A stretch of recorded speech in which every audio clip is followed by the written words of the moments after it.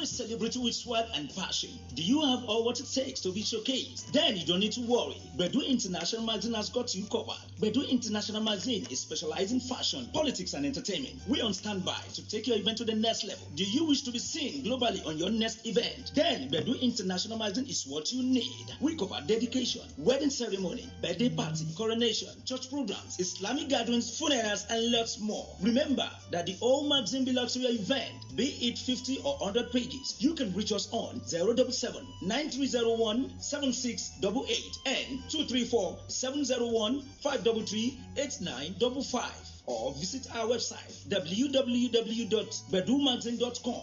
Gmail, bedumagazine@gmail.com. You can also follow us on Facebook, Twitter, Instagram, and WhatsApp. Also, you can download our app on Apple Store and Google Play. Call on Bedu Magazine today, and the whole world will. Oh yes, are you a celebrity with swag and passion? Do you have all what it takes to be showcased? Then you don't need to worry. Bedu International Magazine has got you covered. Bedu International Magazine is specialized in fashion, politics, and entertainment. We're on standby to take your event to the next level. Do you wish to be seen globally on your next event? Then Bedu International Magazine is what you need. We cover dedication, wedding ceremony, birthday party, coronation, church programs, Islamic gatherings, funerals, and lots more. Remember that the whole magazine belongs to your event, be it 50 or 100 pages. You can reach us on 077 9301 7688 and 234 701 533 8955, or visit our website www.bedumagazine.com. Gmail, bedumagazine@gmail.com. You can also follow us on Facebook, Twitter, Instagram, and WhatsApp. Also, you can download our app on Apple Store and Google Play. Call on Bedu Magazine today, and the whole world will. Good morning, ladies and gentlemen, or good afternoon, good anywhere you are in the world. Have a good day. Listen, sorry I'm coming out a little bit late today because I have to change the time we are doing this show in the morning, put it to 6 p.m. every day, and I have to rush out because, as you know, the door is open for us to go to one or two places. The coronavirus is what you call a segbepo. I know. But we thank God for our life. Thank you for joining me. Good morning, everybody. Please, if you are watching, help us share. Let's talk about why we need to get out of that Nigeria. Let's talk about why we think we need to go. Let's talk about the reason why we have to go. Let's talk about the reason why we have to have a better Nigeria. I listened to one video this morning, and I will show you the video before I continue on this program, and I will bring Professor Akitoye to you, and you listen to what he says when they give an interview in Nigeria. We haven't got a lot to talk about today, but we need to show you what is going around and why we need to be Kashekom, because our problem in Yoruba land is that we refuse to be one. That's our problem in Yoruba land. People are saying, okay, if you want to Yoruba land, what happened to the rest of the people? What happened to Tinubu that is want to be our next president? Are we going to ignore him, or are we going to support him to become our next president? Or we are just going to say we don't want him to be our next president in Nigeria land? To be honest with you, wala Nigeria here. Because we definitely know that if they make Tinubu as our president in that Nigeria, we know he's just going to be there like Oshibajo that have no portfolio. We definitely know that it will be no useful for himself, and it will be no useful for this Nigeria. That's at all if they give it to him. Because everybody is talking about June 12th coming up, and we know what Abiola did, how he won the election. But these Fulani people will not let go of the country. I will play you a video this morning that these Fulani people, they believe they own Nigeria. And we're not arguing with them. They own Nigeria. Let's leave it for them. But what we are saying now is that we want our own peaceful place. Nobody is fighting for Nigeria anymore now. Nobody. We are not fighting for Nigeria. Let Nigeria go. Nigeria. But what we are fighting for now is that we want our people to live peacefully. What we are talking about now is that our people, tí wọ́n ríran, tí ìṣẹ́ bá wọn lára mu, we need to let them know that there's enjoying themselves apart from ìṣẹ́ yẹn. We need to let our people know that they're not slavery. Wọ́n ń ṣẹrú. Wọ́n kì í ṣẹrú. Because if some people can be enjoying the money and a lot of people are suffering, that's why there's problem. And we need to end that problem. We need to end the problem by saying, okay, we want our own Yoruba land. We want Yoruba land. We want Oduduwa land. We don't want to be with them anymore because we know that we are not among them. I will play you a video this morning. It was done in the 1960s and nothing has changed since then. If an Hausa man can come out and say to you and me that they own Nigeria, that means that we have a problem.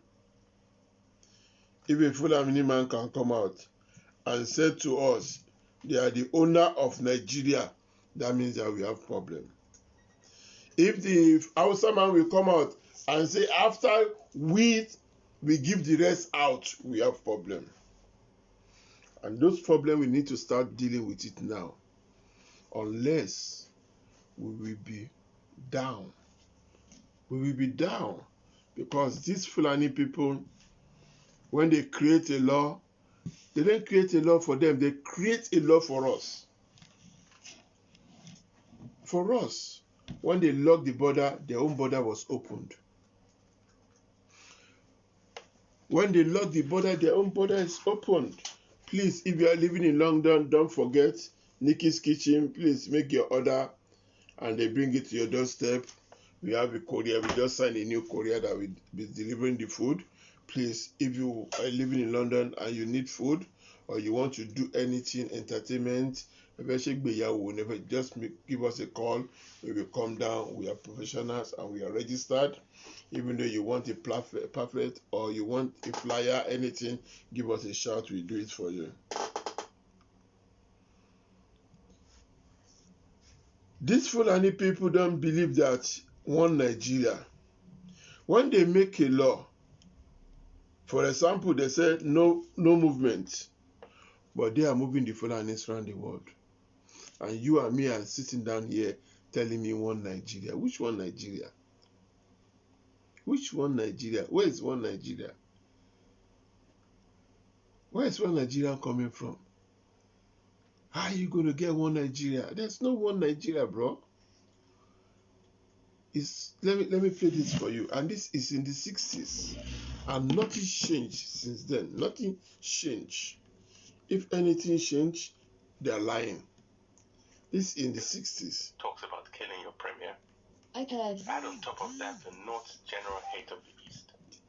And you can start to get the picture of the sort of device tribal not tension found. Nigeria was Connect headed iPad. towards. One thing I've noticed, Premier, I while need I've to been get here, my speaker on. Connected to iPad. I mean, it was called an obsession about the Igbos.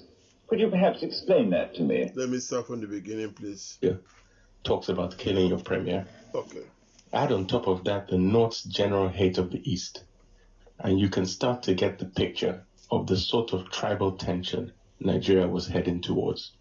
One thing I've noticed, Premier, while I've been here, is that Northerners seem to have, I mean, it was called an obsession about the Igbos. Could you perhaps explain that to me? Well, the Igbos are more or less the type of people whose desire is mainly to dominate everybody. If they go to a village, to a town, they want to monopolize everything in that area. If you put them in a labor camp as a laborer, within a year they will try to emerge as headman of that camp, and so on. Well, in the past, our people were not alive to their responsibilities, because you can see from our northernization policy that in 1952, when I came here, there weren't 10 northerners in our civil service here. Then I tried to have it northernized, and now all important posts are being held by northerners. Is this policy of filling all key posts in the north solely with northerners and not with other Nigerians a temporary or a permanent one? In actual fact, what it is a northerner first. If you can't get a northerner, then we take an expatriate like yourself on contract. Do you hear that? If we can't, then we can employ another Nigerian, but on contract too. You hear that? This is going to be permanent, I should say, as far as I can foresee, because it would be rather dangerous to see the number of boys who are now turning from all our learning institutions coming out with having no work to do. I'm sure whichever government of the day might be, it will feel rather embarrassed, and it might even lead to bloodshed. Doesn't this damage the idea, sir, of all people in all regions in Nigeria being fellow citizens of one country? Well, it might, but you are, new to our region, but how many northerners are employed in the east or in the west? The answer is no. And if there are, there may be 10 laborers employed only. Do you hear that? Do you hear what he says? That's in the 50th interview. Until tomorrow is not changed. It is not changed. Do you say that? The Igbos, they will employ the Igbos to work in Nigeria. They will employ us. Why employ us? Fulani people employ Yoruba and Igbo to work in Nigeria. See, when I listen to that guy, I just laugh. Fulani all employ us. Fulani, they employ Yoruba and Igbo to work in Nigeria.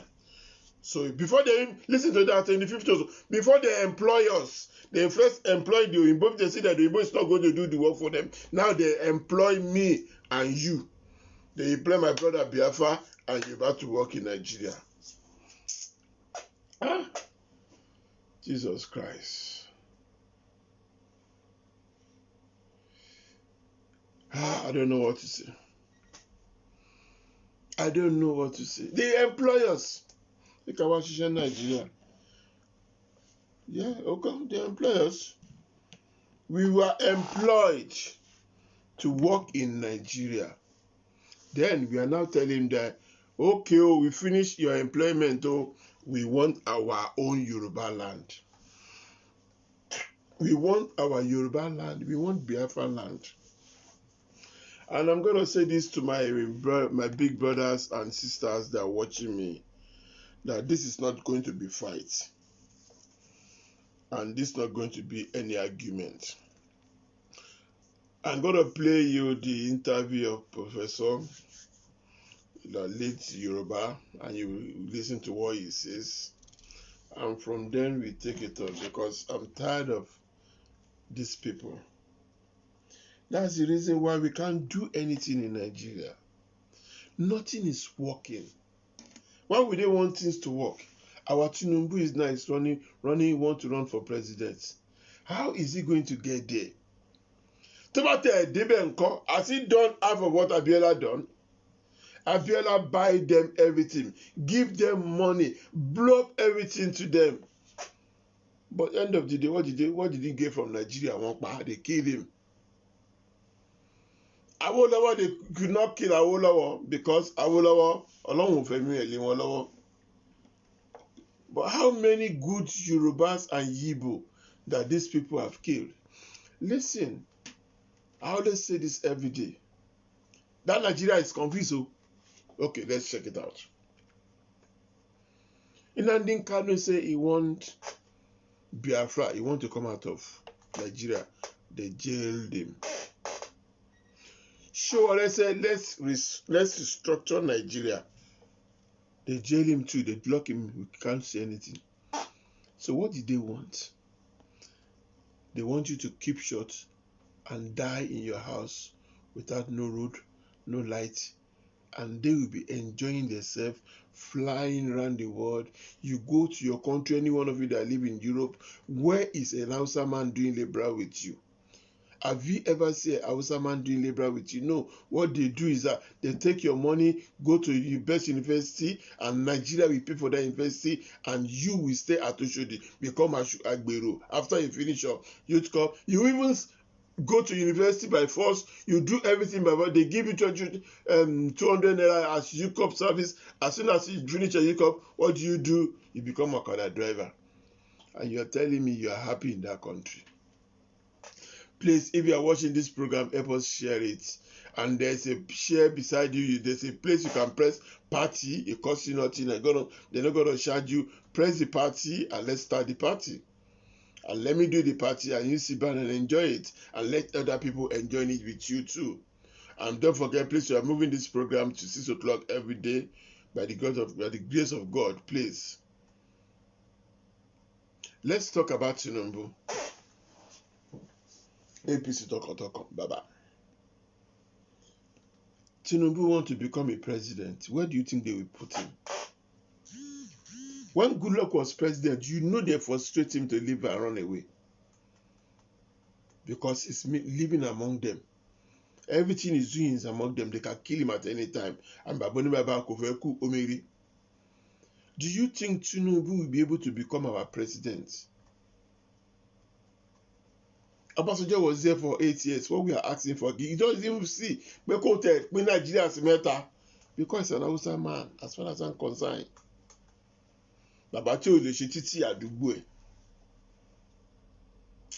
Listen, this morning when I look at some things, I get upset. I just decided to listen to what people says, and let's listen to Professor Adebanji in the one he have, and let's hear what he says with Sharness TV. Because if we say we should stay here till tomorrow. Hello and welcome to Newsnight, where we speak to major league players in Nigeria's democracy and the issues generated from its drive for growth and development. I am Ladi Akiridoluale. We thank you for joining us. The long-running debate over whether or not Nigeria's governance system needs to be restructured continues. Its advocates insist that allowing each nationality, as they put it, grow at its own pace will lead to increased equity, justice, and development. My guest, who is one of them, is Professor of History, Banji Akintoye.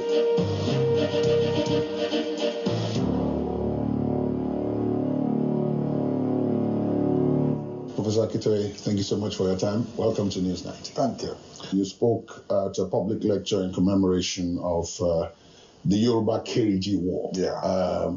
Many students of history know that war was probably the longest in the annals of world civil wars. But it was almost exclusively within Yoruba land. Now, before I come to what you said there, the war itself, did we, as students of history, take any lesson from that in the way you're seeing us behave now? Well, I was actually looking at the lessons to be drawn from our history of the war and the events that followed. The fact that after the war we became very rapidly highly educated people with university professors. Some by the 1880s, when the war was coming to an end, some Yoruba families were already producing their third generation of university graduates.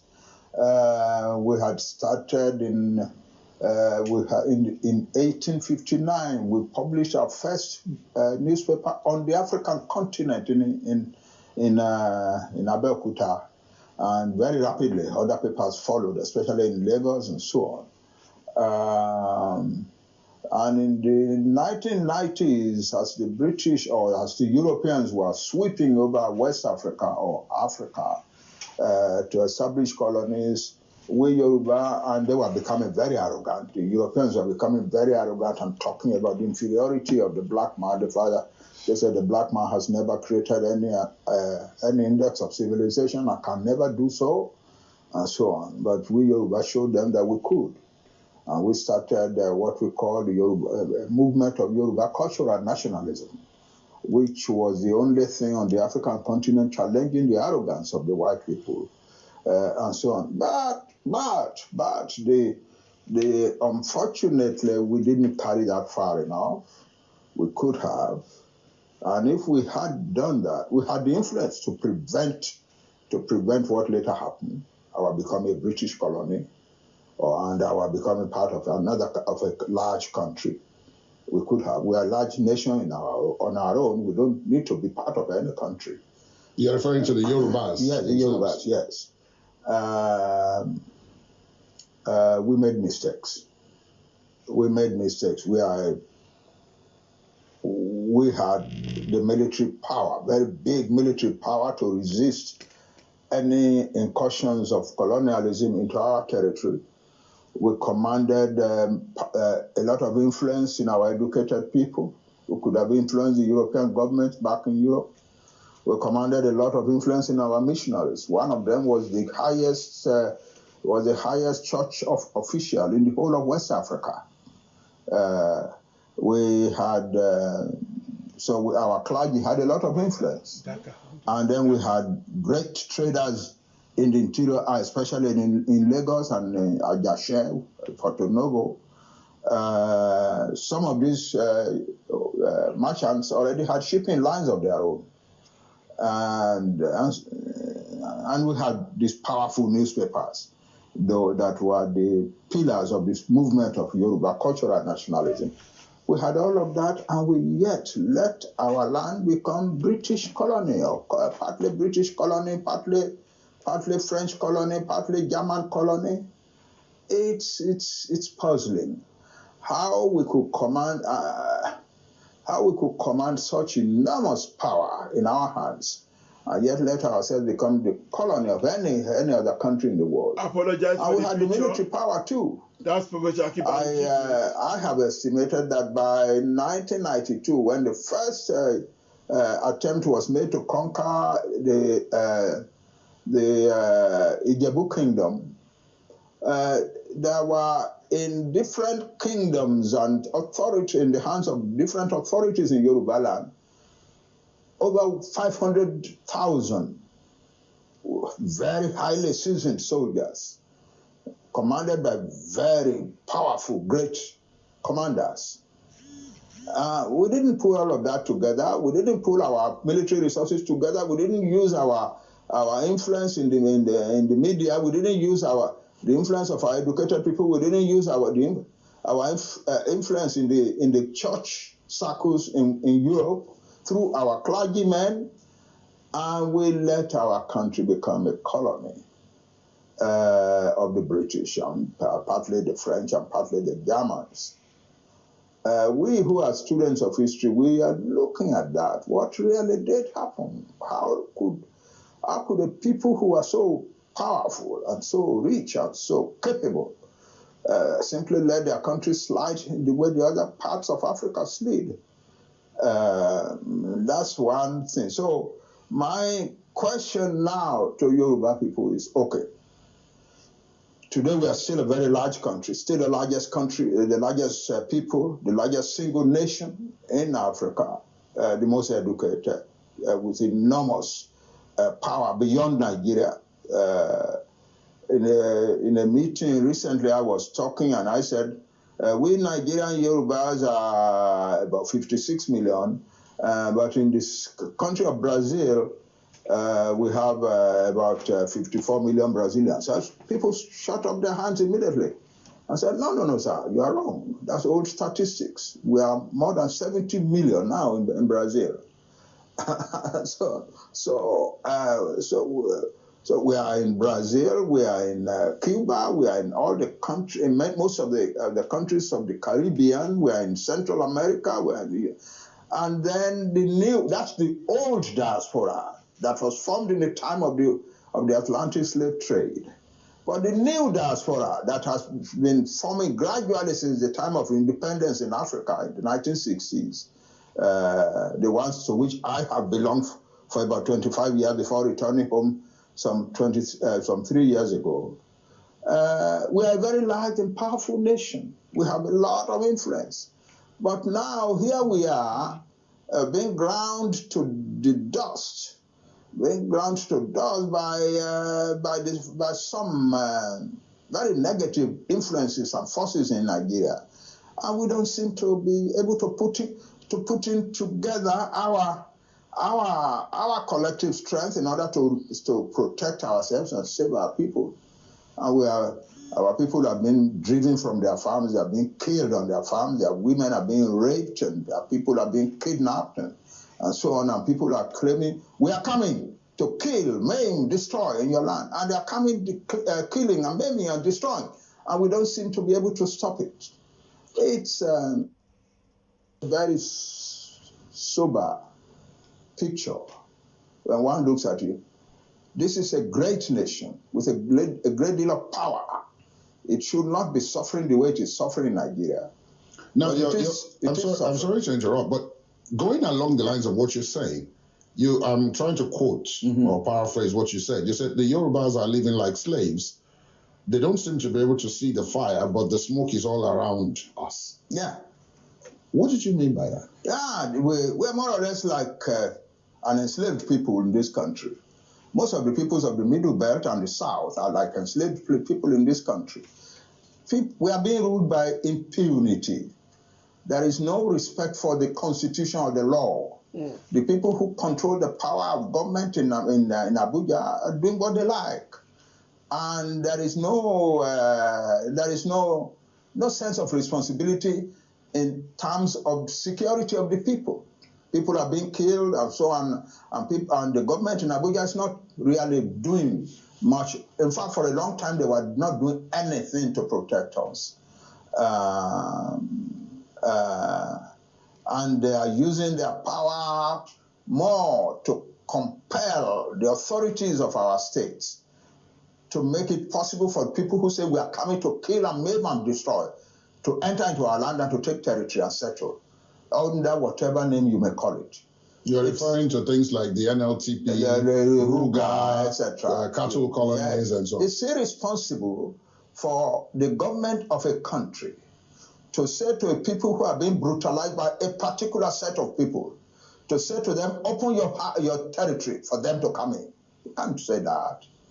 Well, but if we go back a bit, Prof, and look at this, the issue of cattle colonies or Ruga or the National Livestock Transformation Plan, the various names that these things have been given, are supposed to be a solution to the basic problem you identified earlier, which is the one of people coming into other people's farmlands and so on and killing them and all of that.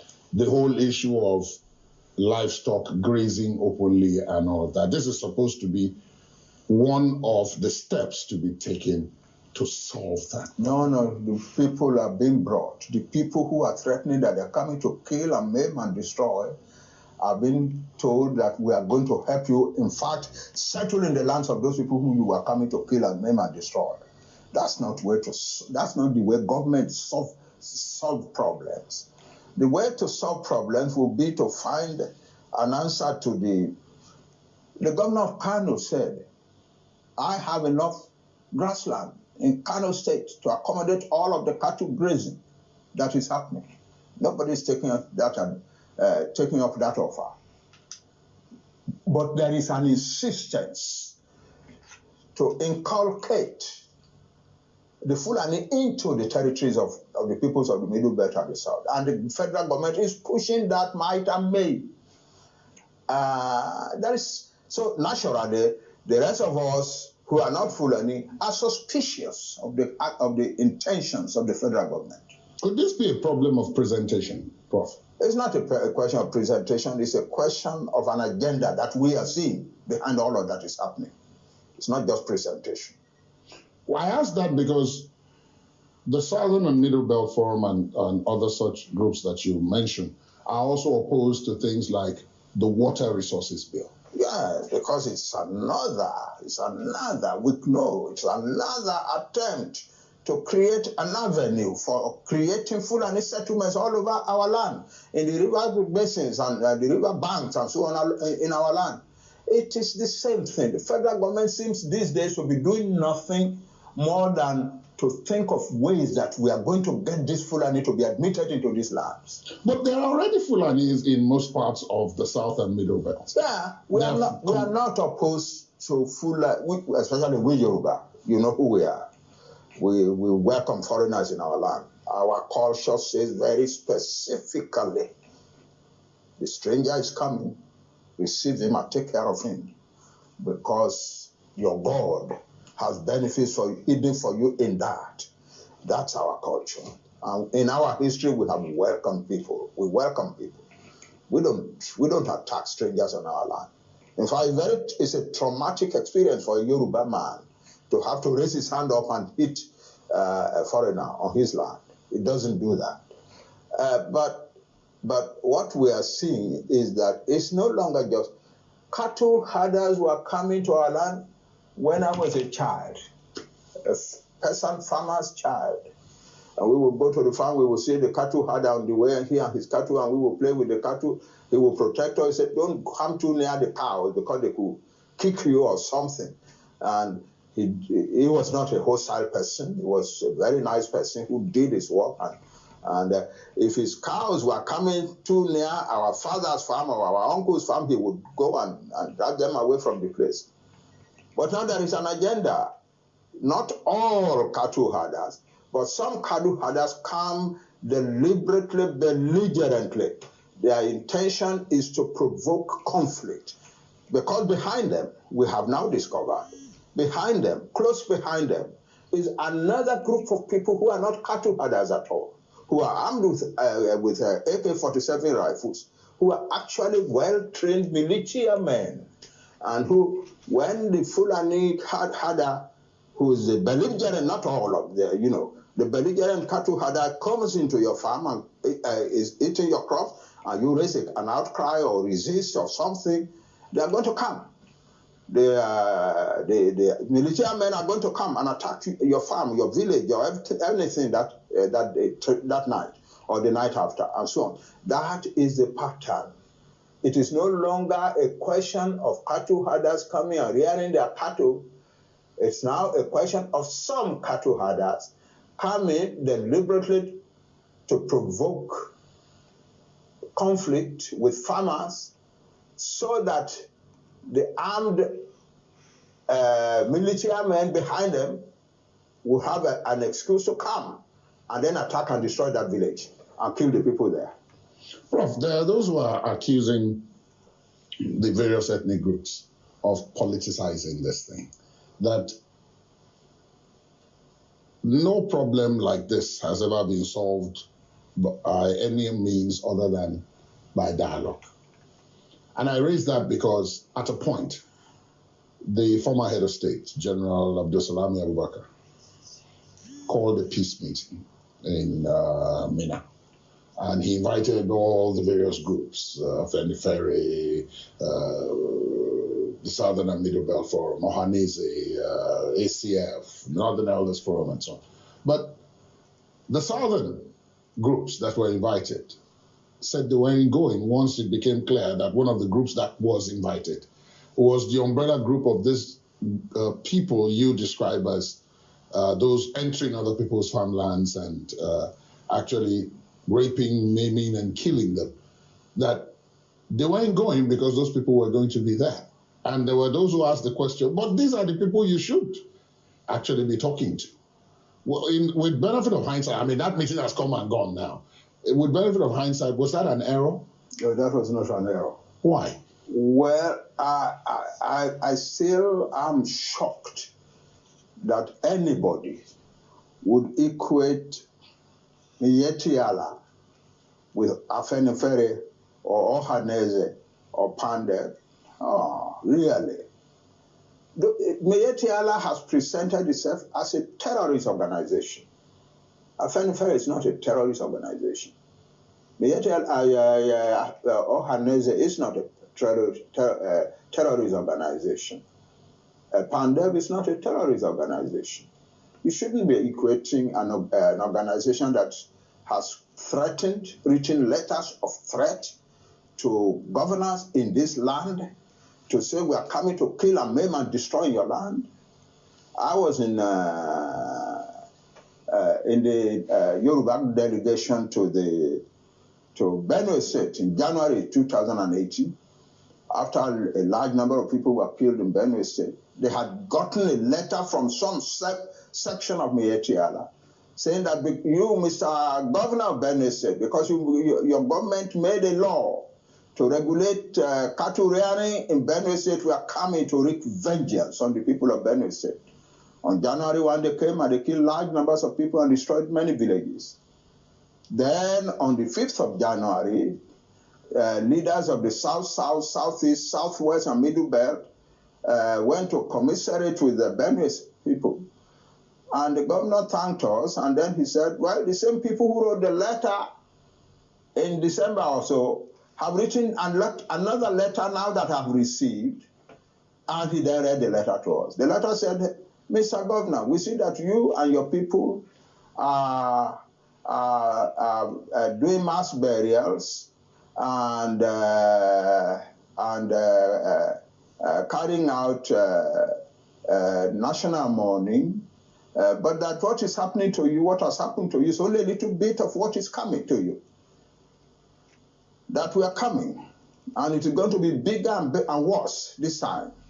And your problem is with us is that your different ethnic groups, the Thieves, the this, the that, and so on, regard the land on which they have lived for thousands of years as their land. It is not their land, the letter said. The land belongs to us, Fulani, and we have now a reason to take it. And we are not talking of the peoples of Benue State alone. We are talking of all the peoples of Nigeria. We have accumulated money and weapons for a long, drawn-out war. We have invited Fulani from all the rest of West Africa to come and join us to take our land in Nigeria. And if you think your federal government can defend you, you are kidding. They cannot defend you. Here the letter to us, and we all sat down there wondering whether we were still in Nigeria. It is, people who are doing that, you now equate them to Afenifere or to Ohaneze or to PANDEV? Goodness. No, I don't think. We have no business sitting with them yet. Prof, that brings me to something else. All the groups you've mentioned are all representing various ethnic groups in the country. And there has been this continuous clamor that the country needs to be restructured, that we have to take a look at how it is governed again. And different people have come up with different ideas. Some have said we should go back to the Westminster style of government. Others have said we should go back to the 3 or 4 regions. Others have said 12 states. But basically, that we need to take a second look at it. But the paradox appears to be that there's no legal way to take a second look at it without interfacing with what is currently in place. There is a way to do it. How? In 1953, India had this type of problem. After Pakistan and Bangladesh had left, the rest of India was again beginning to shake as if it was going to, because there was too much centralization of power in the government, in the hands of the government. And people began to clamor that we need to restructure our country. The big politicians of the time refused to accept that that was necessary. The Prime Minister, Jawaharlal Nehru, threatened as if the country was restructured, especially restructured on the basis of respect for nationalities, for linguistic groups, that he was going to resign because he feared that that would lead to the dissolution of India. But by and by, he was a Democrat. By and by, he surrendered. And in 1956, they set up a commission. He set up a commission. We need to restructure this country, but we don't know how.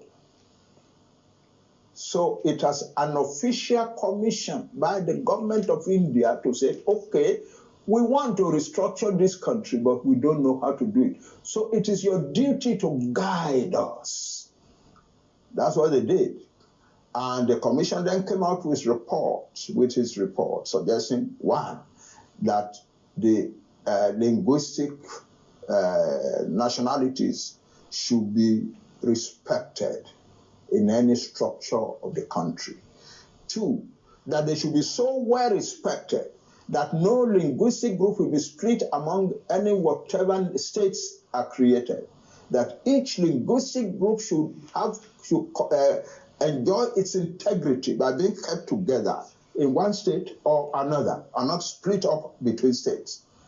Three, that the powers that have been in the federal government really don't, in a country like this, doesn't belong in the federal government. It belongs in the governments of the various states. That the nationalities that are large should become one state. Each nationality that is large be one state. The smaller ones, where they are contiguous, should be assisted and encouraged to form a small federation of their own within the Indian Federation, the Indian Union. And so on the basis of that, India gradually came up with 28 states, which is what they still have today. And a lot of the resources in education, in agriculture, in this and that went to the states.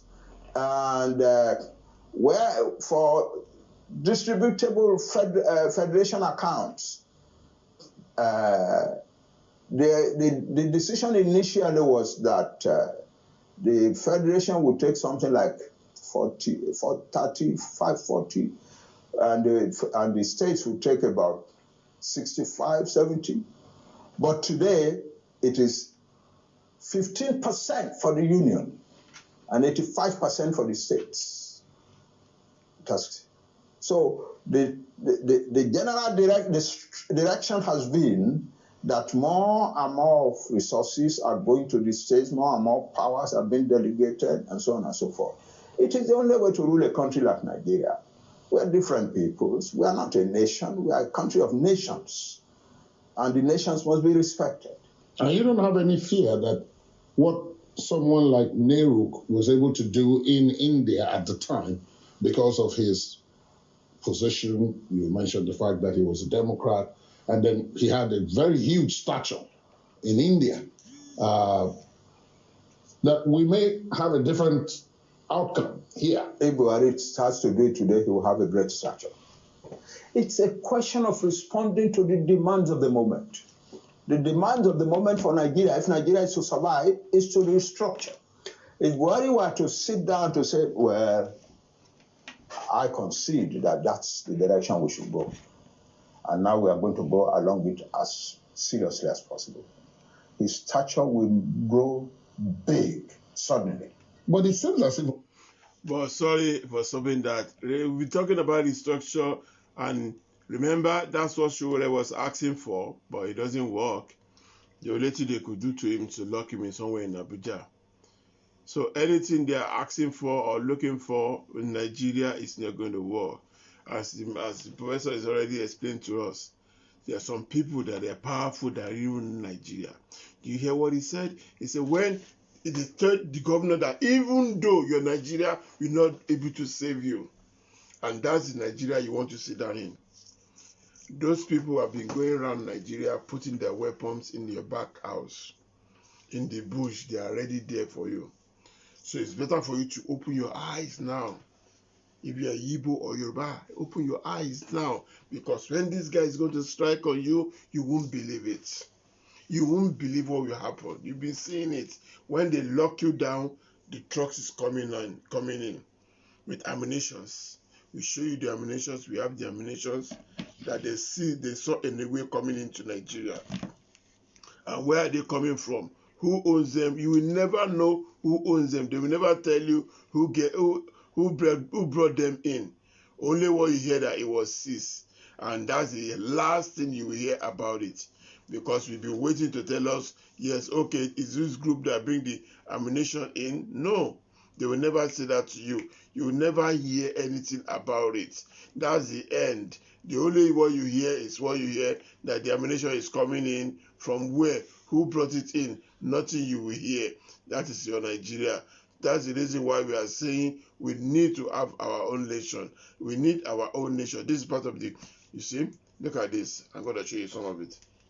Oh, sorry, I need to change this phone. I have a problem with my phone yesterday, so that's why I'm using this.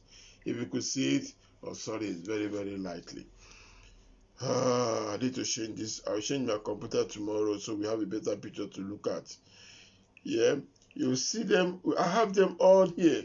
When they are coming in, this ammunition here. Where did it come from? Who owns it? Did they tell us anything about it? No. It's because the Fulani is doing it. Because the Fulani is moving it around. It's only Fulani we kill in Nigeria that they will not question to be asked. When Fulani kill you, you. So that's the reason why you need to open your eyes now and start looking around and start fighting for what we are fighting for and start asking for what we are asking for. Let's keep on going with Professor Akibanji. On this issue of restructuring, Prof, the country is divided. In the south, India was divided. No, what I mean is, in the south, there is a lot of support for it. But up north, they're asking questions. What does this mean? The reason the northerners, especially the northwest, does not accept it is that power is in their hand. They see restructuring as a means of taking power away from them. So why should they support it? They won't support it. But then how do we get out of it? Because in that kind of situation, if one or more of the components are not carried along in the general direction that others want to go, you still have a problem. Yeah, we still have they will resist. We still have a problem, and that's what I meant by how do we get over that? Yeah, we then have a problem that we need to sit down and negotiate. We need to negotiate it, frankly. It's not a matter of national conference. It's not the big noise of national conference. It's the representatives of the nationalities sitting around a mahogany table and deciding what we really want to do with Nigeria. We have reached that point. What would you do with the National Assembly? Oh, no, that's the institutions. I'm not talking about the institution. No, but that's what I'm raising. I'm talking of negotiations among the owners of the country. The owners of Nigeria are the nationality, the nations that are in Nigeria. They are the owners of this country. But they are represented in the National Assembly. Yeah, they are. But the you have to raise this above the level of the institutions and create a situation in which we can negotiate together directly and not leave it to the National Assembly or even the executive government. The negotiation among the people, among the peoples who own Nigeria. Well, you talked about it not being about the national conference, but isn't that what the national conferences have been about? No, the national conference. No, the national conference is created to legislate. This is not legislation. This is negotiation about the fundamental question of Nigeria itself. Well, in that case, Prof, there are 300, going by what we now are told, there are 378 ethnic linguistic groups in Nigeria. Mm-hmm. There are big ones, and as you pointed out, there are less than big ones. Yeah. So even on that score alone, in terms of the sheer number, how do you take this kind of proposal through all those groups? India has more of such nationalities than Nigeria does. India has a population that is about 5 times that of Nigeria.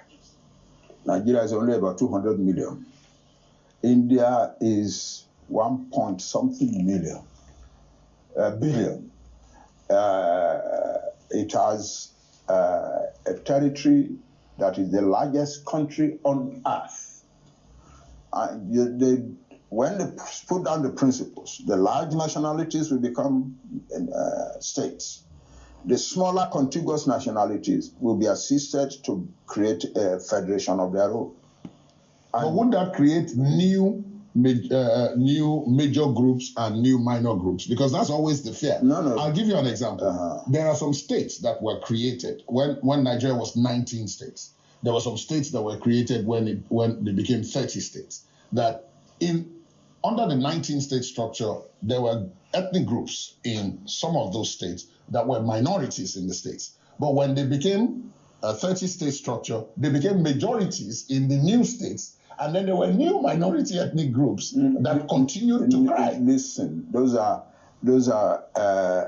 situational mathematics. Yes. We are talking of the existing nationality structure that God himself put there.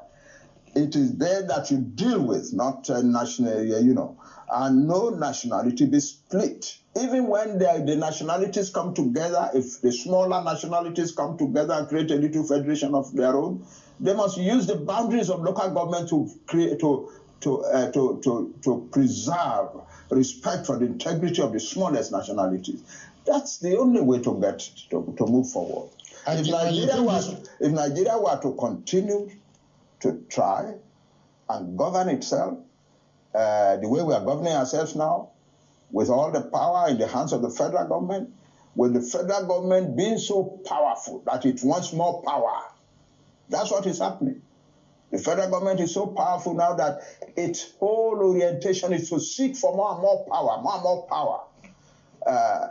If the federal government can do it, they will abolish the land use decree so that the federal government will be the owner of all land in Nigeria. There's nothing that is too much for them to imagine because they feel that they are in control. No, you can't. If you try to rule a country like Nigeria like that, it will break up in the end. And it is not a good thing to let this country break up. It will break up if we do not do something about this in a hurry. Prof, another major challenge, and which may be feeding the one you are describing, is the general state of security. And it would appear as if already, even without a clear policy on that, the regional blocks, the geopolitical zones, are taking matters into their own hands and putting in place strategies or measures to protect their own regions. In the South, you have the Southwest putting in place its own measures, the Southeast doing the same, and the South-South, even the North Central, where you have the Middle Belt. Now, are you satisfied from what you see that this is now the way to go, as opposed to having a national coordinated strategy to protect the country? The national coordinated strategy is not going to come. It's not going to come. So why do we talk about something we know will not come? What is happening now is that the state at last are beginning to establish some confidence to do something that they were timid about until recently. Until recently, it was obvious to all of us observing from outside. This is our country, so we have to pay attention to what is happening. It was obvious to us that the federal government was pressurizing the state governors to surrender, to succumb to what the direction that the federal government wanted things to go. So the governors in every state, the governor in every state then came under pressure from both sides. It's like being between the jaws of Yes, I'm going to stop the interview there. And because end of the day, we are going one way. The Biafra won the Biafra land, and the Yoruba won the Yoruba land. And the Yoruba be doing one thing or another, and they came out with something that like their national anthem, and I'm gonna play it now. It's not fully one, but I'm gonna play it. We won the Yoruba land, and this is the national anthem coming up soon. It's online.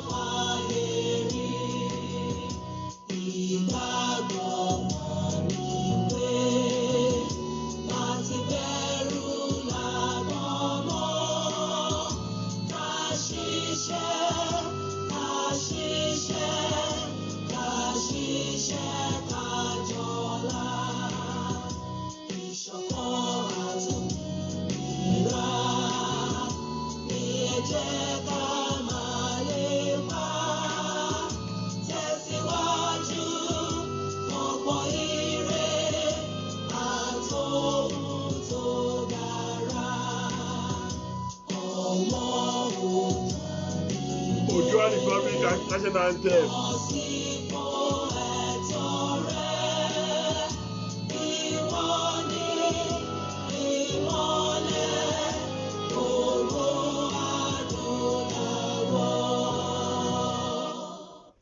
Listen, one of the national anthem I really love is the old national anthem. I wish I should remember it. Nigeria, we only. That's when Nigeria is on. And now let's listen to the Biafra one. I haven't heard it before, but I've seen it here. Let's listen. No, come on. Hey. Have you lost money in your pension or been given bad advice by a UK regulated financial advisor? Shut up. That's Biafra. All hail Biafra, land of the rising sun. We love and cherish. We have vanquished our enemies. All hail Biafra. Biafra national anthem. God bless Biafra. He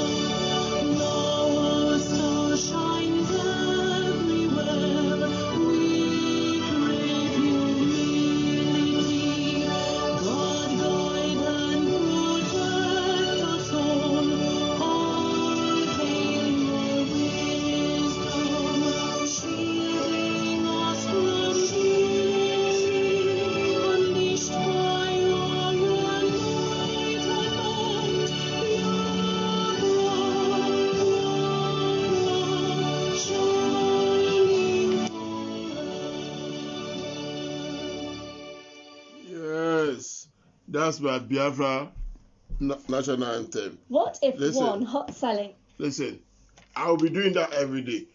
Before I start my program, I'll pray the Biafra national anthem and I'll pray the Biafra national anthem. We are all one. What we want is to get out of that Nigeria. Let's say we listen to Professor Banji Akintoye, and they be on the process of taking us out of that place called Nigeria. And you and me know that that place is giving people headache. It's not because of us, though. We are okay. I can do anything to live. But other people living in there, the people living in Morocco, the people, there's no more Morocco anyway, the people living in Mushi, the people living in Bagodo, people living in Agege, the people living in Oshodi, that there's no light, there's nothing. We need to do something. Listen, in America, there was a big protest. And the reason the protest was going on, I won't show you today because we are having problem with our screen here. We need to buy another phones or a computer to be doing this program because this computer is messing me up. So I need to make another order. Before then, we need to manage this one.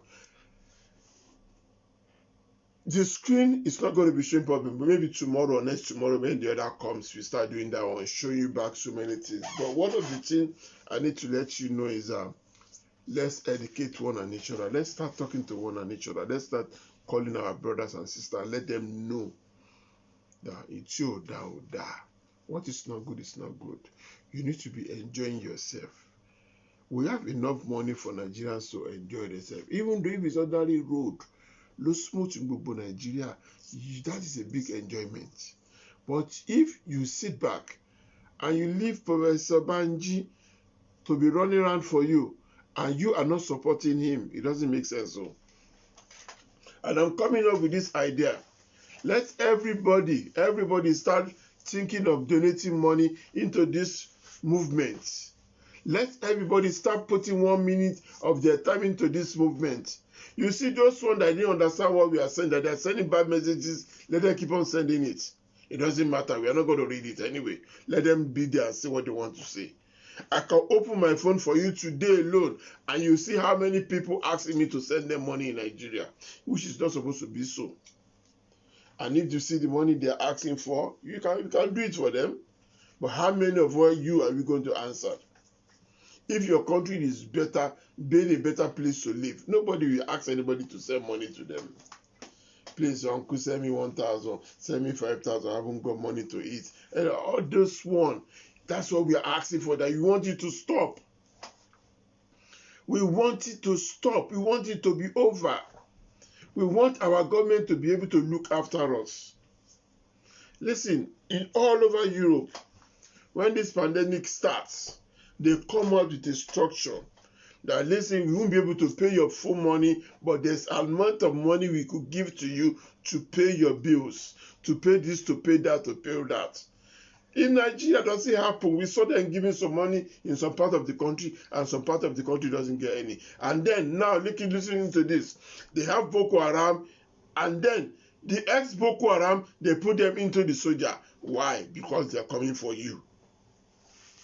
The Igbo brothers, my Igbo brothers, I love them because they stand out. They stood where if you want to kill us of us, start killing. Yesterday, I saw them stand in front of the military and told the military, you listen, we are doing what we are doing, you're not stopping us. That you should get out of our way. And one of the things I love my evil brothers is that they don't have any ammunitions. And look at this national anthem here. And look at the Yoruba one. We only got 37K, watch it. And I look at the Igbo one, they have 137K. That's to see how their things is very important. They take their own things very, very important. But we Yoruba, we negotiate before we do everything. Even though some of you will be asking you to pay them to watch a program or to pay them to say something about the program. That's how we Yoruba is. We Yoruba, we need to open our eyes. We need to open our eyes and get out of that laziness. Look at what is going on in Nigeria now. Look at this, what is going on in the computer village. Look at that. When some people make it happen, some people just want to go there and collect their money. And we know what they want to do in Lagos State now. And those people that you call your leaders, they are the ones that they're putting all their family on top of you. And you open your eyes like Mumu. You can't say anything. Their son is still coming for governor soon. He's on his way. They're working on it. They only give you 1,000 naira and they get enriched, they reach themselves.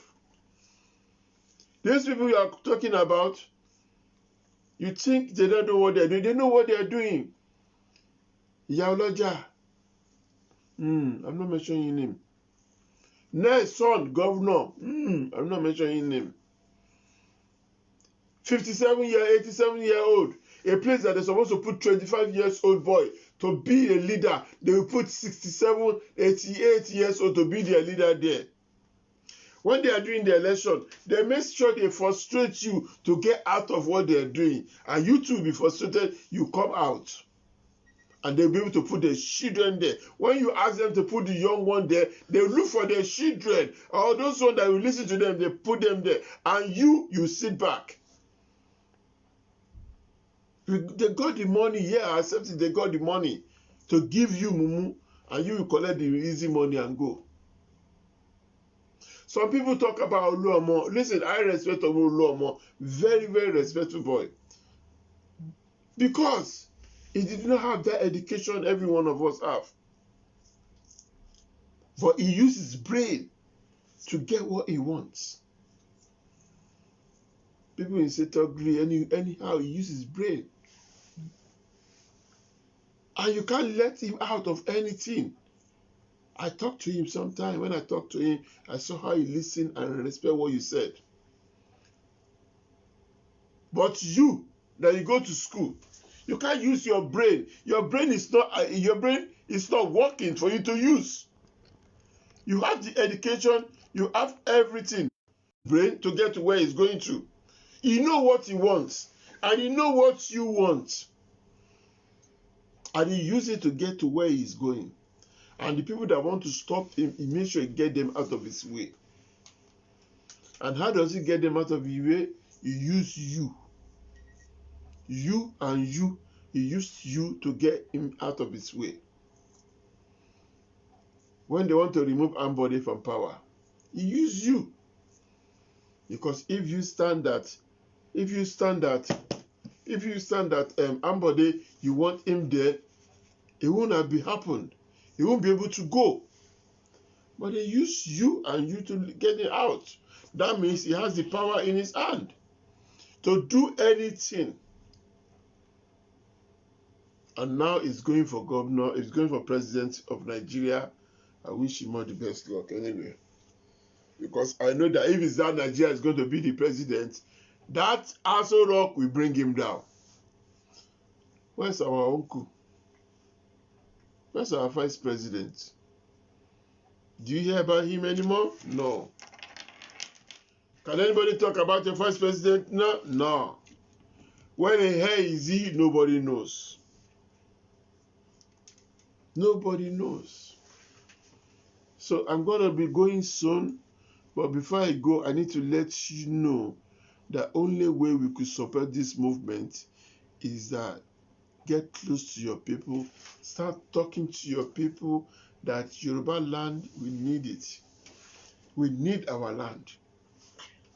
Before the Fulani comes and take everything. You hear what Professor Banji said? He said the Fulani are ready to come and take anything they want to. But if you are not careful, they will come and kill. And when they kill, when Fulani kill, nobody asks questions.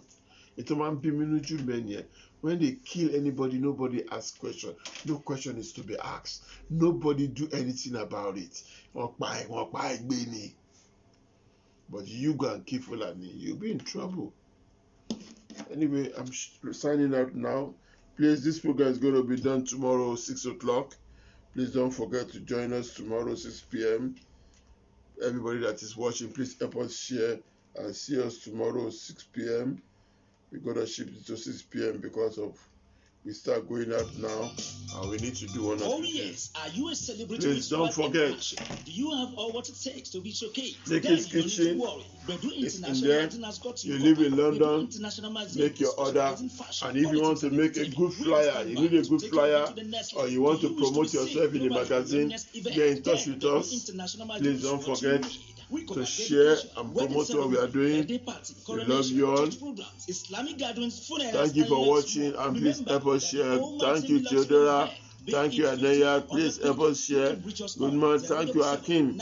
Everybody I've seen watching. Thank you. Thank you. Please help us share. We need Nigeria. Oishatola. Thank you, my sister. We need to do your interview soon. Somebody. You can't call him through the program, please.